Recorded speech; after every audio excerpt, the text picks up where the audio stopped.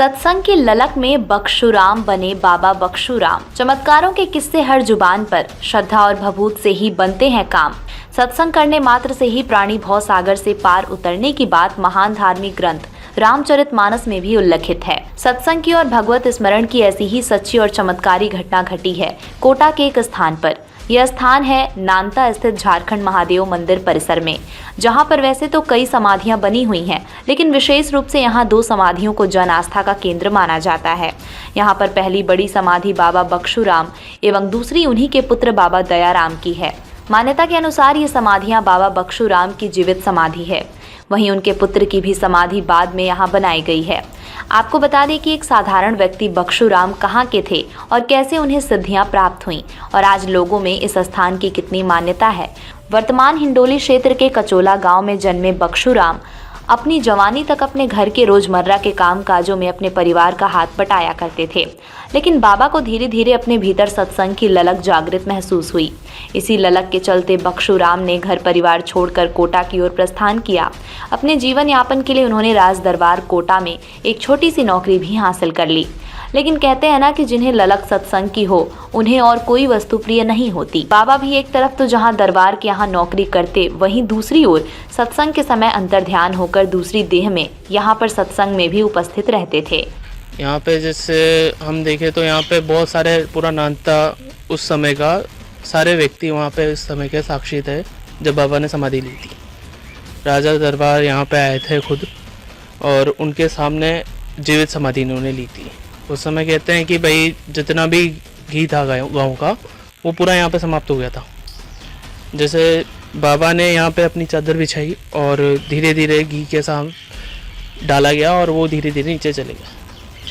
ये प्राचीन मंदिर जागृत महादेव स्वयंभू बाबा भोलेनाथ का झारखंड महादेव के नाम से प्रसिद्ध है। बाबा ने सत्संग करते करते यहाँ पर अपने आध्यात्मिक भूख को शांत किया, वहीं धीरे धीरे दैवीय शक्तियों को भी अर्जित कर लिया। बाबा बख्शुराम को लेकर कई बातें ऐसे सामने आई हैं जो किसी चमत्कार से कम नहीं है। जब यहाँ पे कोटा बैराज का निर्माण नहीं हुआ था, उसके पहले की घटनाएं हैं, तब नाव से पार किया जाता था चंबल नदी को। तो उस समय बाबा जो है चद्दर डाल के समाधि जो वो थी चंबल नदी उसको पूरा पार कर जाते थे। एक बार ये पार कर रहे होंगे तब झरोके से राजा की जो रानी होती है उन्होंने देख लिया इनको। तो ये बात चली कि भाई क्या, तब इनके चमत्कारों के बारे में खुलासा होना शुरू हुआ। ऐसे ही एक बार की घटना है जब इनकी माँ का देहांत हो गया। तब राजा जी और ये कहीं रास्ते में जा रहे थे तो इन्होंने रथ रुकवाया और बोला कि भाई मेरी माँ का देहांत हो गया है, मैं 2 मिनट का मौन रखूँगा। ये उतरे और अपनी पगड़ी नीचे रख दी। राजा जी ने पूछा कि भाई आपको कैसे पता चला? कि भाई मुझे आभास हुआ। तो राजा जी ने इनके गांव में अपने पहचान वाले लोग भेजे, उनसे पता करवाया। तब इनको पता चला कि भाई हाँ, ये उस समय भी वहीं पे मौजूद थे। इनकी एक शख्सियत यहाँ पे राजा जी के साथ थी और दूसरी शख्सियत वहाँ अपनी माँ को कंधा दे रही थी उनकी जो है। कहा जाता है कि इस स्थान की मान्यता है कि जो श्रद्धालु श्रद्धा भाव से जो मांगता है वो उसको मिल जाता है। श्रद्धालु श्रद्धा से बाबा की भभूत को लगाता है, उसके बिगड़े काम भी बन जाते हैं। आम जन की मान्यता है कि बाबा के कई चमत्कार उन्होंने सुने हैं और उनके कई बिगड़े काम भी हुए हैं।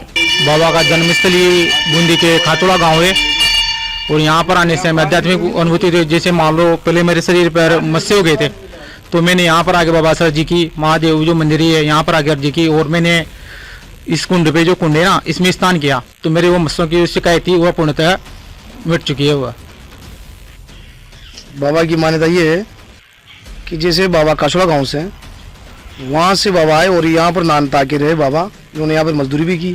फिर धीरे धीरे उन्होंने जैसे कोटा दरबार के पास में गए और कोटा दरबार से उनको नौकरी मिली। वहाँ से नौकरी मिलने के बाद में उस सत्संगी जीव थे बाबा, तो 1-2 दे कर लेते थे वो। एक दे तो उनका बाबा नौकरी करते थे कोटा दरबार की और एक दे सत्संग करते थे।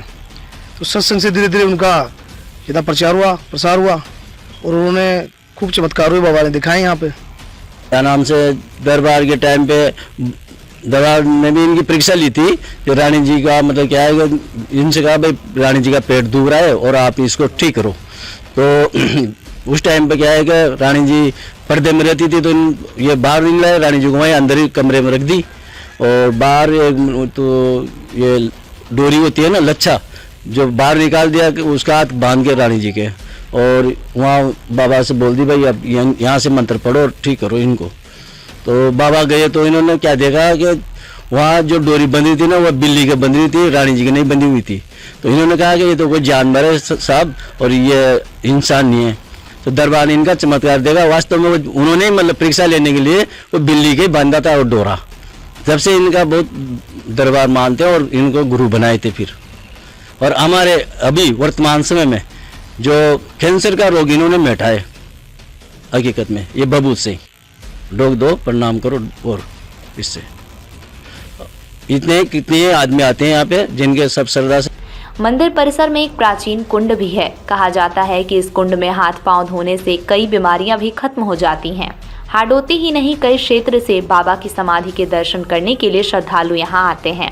कहा जाता है कि कैंसर जैसे बीमारी का इलाज श्रद्धा भाव से की गई पूजा के बाद ठीक हो जाती है। हर महीने की दूज के दिन यहाँ श्रद्धालुओं की भीड़ इकट्ठी होती है। दूर दूर से श्रद्धालु आते हैं और श्रद्धा भाव से पूजा करते हैं। जिनकी मनोकामना पूरी होती है वो बाबा का भंडारा भी कराते हैं। बीमारियां ठीक होती है बिल्कुल। कोई भी अगर श्रद्धा से आता है और लोग विनती करता है तो उसकी बीमारियां भी ठीक होती है। नानता क्षेत्र का ऐसा धार्मिक स्थान है एक, यहाँ अनेकों धार्मिक स्थान है, पर ये ऐसा धार्मिक स्थान है कि यहाँ बाबा के दूर दूर से जो हम नहीं जानते कि कहाँ से आ रहे हैं वो यात्री आके यहाँ भोग लगाते हैं, कीर्तन करवाते हैं और अनेकों प्रोग्राम यहाँ होते हैं। और साल में एक प्रोग्राम इतना भव्य भी होता है, बाबा के भोग लगता है, झांकियाँ निकलती है, गुर्जर समाज द्वारा करा जाता है। और हमें वरिष्ठ ये है बाबा बख्शूराम की मान्यता की कहानी, जो कभी एक साधारण व्यक्ति थे, लेकिन सत्संग की ललक और श्रद्धा भाव से की गई भक्ति ने उन्हें इतनी सिद्धियां दी कि आज उनकी पूजा होती है और दूर दूर से मनोकामना लेकर श्रद्धालु उनके दर पर पहुंचते हैं। धरा डिजिटल के लिए अमित सिंह की रिपोर्ट।